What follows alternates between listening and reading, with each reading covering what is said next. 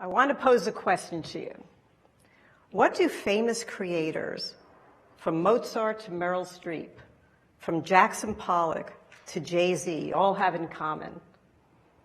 If you guessed extraordinary talent, you'd be right. If you guessed extreme dedication, right again.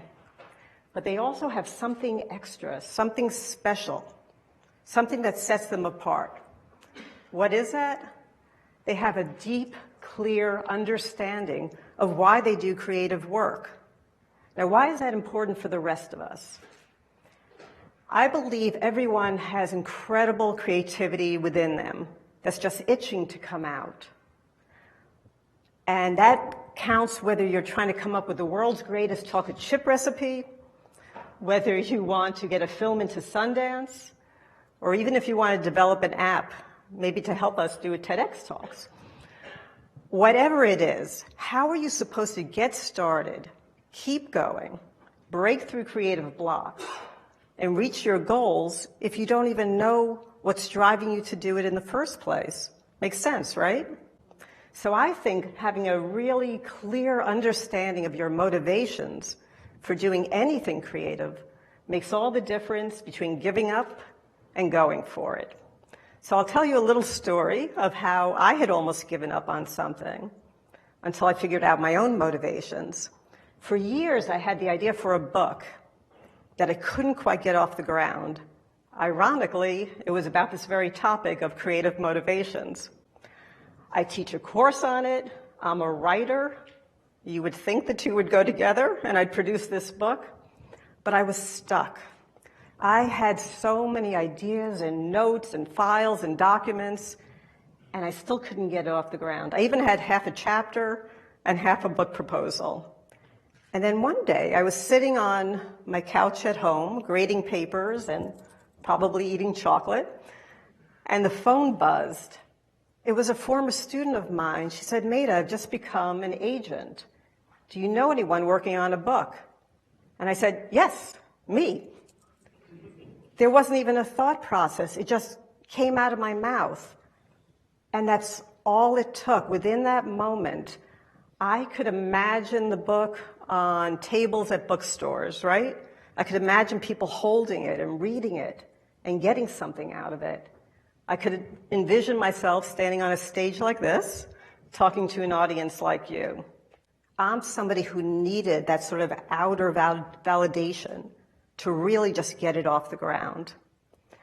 So after that happened, I wanted to come up with an original concept that could help anybody with creative leanings figure out their motivations, because I know how important that is. So the concept is the 5 creative types.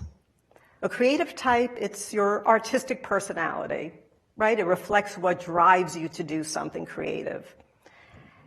By the end of this session, I'll have described each of the types to you, and I think you'll have figured out my type based on that story, but much more importantly, I think you'll have figured out your type and start to figure out your motivations. I want you to focus in also on aspects on some of the other types, because you can learn from those as well. They may be within you as well. So let's get to the 5 types. The 5 types are the A-lister, the artisan, the game changer, the sensitive soul, and the activist. Already getting a little sense of things? Okay, let's start number 1 with the A-lister. And the A-lister loves being number 1, by the way. So the A-lister is pretty much as you would imagine, right? They want fame. They want a large Twitter following, a large Instagram following, perhaps. They want success, commercial success. They might dream of a large house and an infinity pool. They also want deeper things. They want to have an impact on an audience. They want to make you laugh. They want to make you cry. They want to make you feel something. They want to make you think differently. And they want in return your adoration, your love. It's kind of like a love fest with the audience. They want applause. Some creators that might come to mind are, for instance, Pablo Picasso, who was known to strut about saying, "I am God, I am God." And then Kanye. Pretty similar. And then there's the great Broadway icon, Patti LuPone. When LuPone was in the show Gypsy, she was told a story. A mom brought her daughter to come see her in the show, and the daughter was at that stage where she really kind of wanted nothing to do with her mom. But when LuPone belted out the showstopper, Rose's Turn, everything's coming up roses, so powerful, the daughter grabbed onto her mother's arm as if for dear life. And the mom said afterwards, it was as if they were transported by that performance. They were so moved and shaken by it. And when LuPone heard that story, she cried, because that's why she's a performer. Yes, she loves the spotlight, but she also wants to have that impact. So if you're somebody who likes the spotlight, but also wants to feel like you're having an effect on people, you might be an A-lister type. If you are, just a word of caution, it's one thing to kind of have your eye on the prize of commercial success and on having that impact, but just don't lose the joy of the creative process itself. Next, the artisan, very different. Doesn't need the spotlight, doesn't want the spotlight, is happy to be in the background, happy to be the backup singer, the bass player in the band, okay? They're focused on the work itself. They love mastering new techniques. There's nothing more thrilling than coming up with the perfect chord change, the perfect slant rhyme. That's what makes their day. They're so absorbed in the work itself. It's daylight out. They look up, all of a sudden it's nighttime. Where'd the hours go? They don't know. They were doing the work. Some creators that come to mind are, think of somebody like Daniel Day-Lewis, who's the extreme of a method actor. You know, he's in character all the time. Even when he played Lincoln, everyone had to call him President Lincoln all the time.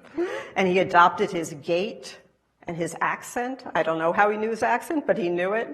And that was 24/7. He's so devoted to it. The painter Chuck Close is another example. He said, inspiration is for amateurs. The rest of us just show up and get to work. We don't need all that other stuff around us. And then there's the famous poet Emily Dickinson. I don't know if you know this, but Dickinson wrote an astonishing 1,800 poems in her lifetime, and yet fewer than a dozen were published. Why is that? Some of it might have had to do with her gender and not as much opportunity for women at that time to get published, but it's thought that a lot of it had to do with choice. She's not someone who wanted the acclaim or needed it. She shared her work with very few people. She just wanted to do the work itself, and that's one reason why she was so productive. If that sounds like you, you might be an artisan, and my only advice for you on that would be, look up from the laptop every now and then, step away from the canvas. There's a whole world of people and things around you. Third, the game changer. The game changers are the rebels, the radicals, the revolutionaries of the art world, any of the arts. They look around, they're like, are you kidding me? We're still doing paintings the same way as we were in the 1800s, right? Why can't we do something new, bold, visionary, not the same old, same old? They have the ego of the A-lister and the dedication to art of the artisan. So you might think of somebody like Lin-Manuel Miranda, the man of the moment. Oh, somebody's going like this. Hamilton. Never before had somebody really thought to bring hip-hop to Broadway. He did. To cast people of color in the roles of the founding fathers. Radical. And yet everyone accepted, not only accepted it, loved it, broke all sorts of records on Broadway, because he had the vision to do that. One more example, the famous architect Frank Lloyd Wright, considered the premier architect of the 20th century. When he received the commission to do the Guggenheim Museum, he looked at the skyline New York, all he saw were these boxes, skyscrapers. He called them vertical coffins. And he thought, why can't I do it in a cylinder shape? Why can't I make it a spiral? And he did. And he didn't care that artists complained, how are we going to hang our paintings straight? And he didn't even flinch when a critic said that the building looked like a hot cross bun in the shape it was in. He did what he had the vision to do. If this sounds like you, and you consider yourself a game changer, you better develop a thick skin. Because of all the types, you're subject to the most rejection and criticism, despite the satisfactions of it, because you're ahead of the culture, and it takes time for even the critics to catch on. 5, the sensitive soul. I think we have some sensitive souls in this audience, right? You're full of emotion. You want to express it through creative outlets. You want to pour it into song or poem. You want to maybe make some meaning out of your life, out of difficulties in your childhood. You want to kind of analyze that, put it together. You might be looking to cope with grief of some sort or loss. And beyond that, you want to pay it forward and help somebody else too. The singer Mary J. Blige said, music makes us want to live. It made her want to live, and that inspired her to do it to help others.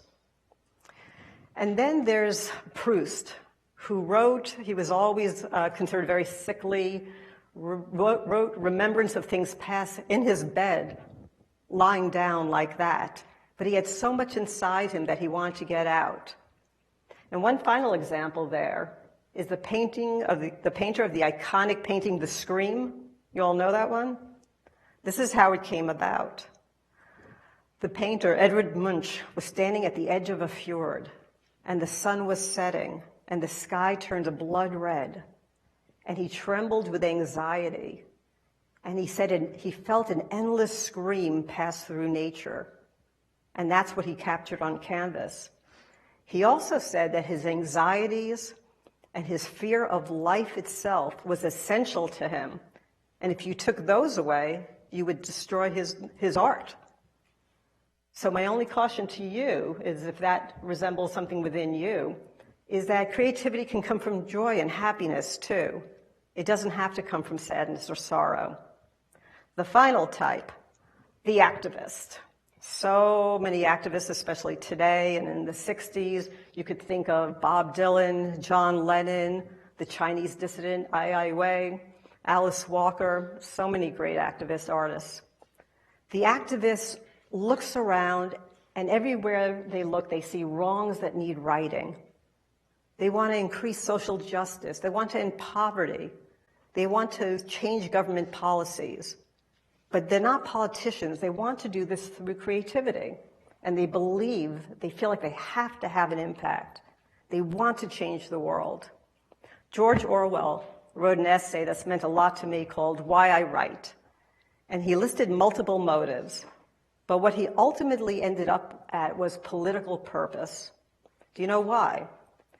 He lived through World War I, World War II, Spanish Civil War, fascism, Nazism.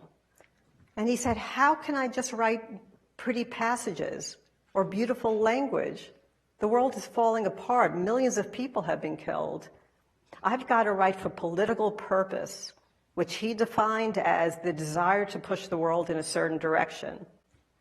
If this sounds like you, you're probably an activist. If you are, take Orwell's advice in hand. He said his goal was to fuse political purpose and artistic purpose into one, so that the message didn't overcome the medium. And that's what he had in mind when he wrote 1984, An Animal Farm. Okay, I've now told you about the 5 types. If you think back to my story, you might guess that I consider myself the A-lister type because I needed that outside validation, push, the thought of an audience to take material that meant so much to me, but to get myself motivated off that couch, writing the book, and as a matter of fact, it's coming out in 3.5 weeks. So I want the same for you. I hope you're able to figure out your creative type, hone in on your motivations, be able to look back at those if you ever lose your way or face blocks or feels like it's impossible to achieve something. And this way you can release the artist within. I will leave you with a question. What's your creative type? Thank you.